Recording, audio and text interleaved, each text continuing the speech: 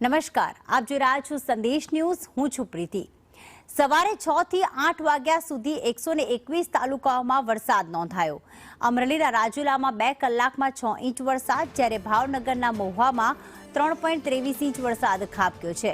વલભીપુરમાં 2 inch અને સાવરકુંડલામાં 1.77 inch વરસાદ, લીલિયામાં 1.46 inch અને ગળતેશ્વરમાં 1.18 ઇંચ વરસાદ નોંધાયો છે.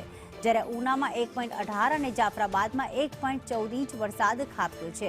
એટલે કે હાલમાં કારતક માસ દિવાળી બાદ હવે જ્યારે શિયાળાની શરૂઆત થઈ છે, એવામાં ગુજરાતમાં વરસાદી માહોલ છવાયો છે. જ્યારે કારતક માસમાં અષાઢી માહોલ છવાયો હોય તેમ ક્યાંક ધોધમાર તો ક્યાંક ઝરમર વરસાદ નોંધાઈ રહ્યો છે. સવારે 6 થી 8 વાગ્યા સુધી 121 તાલુકાઓમાં વરસાદ નોંધાયો.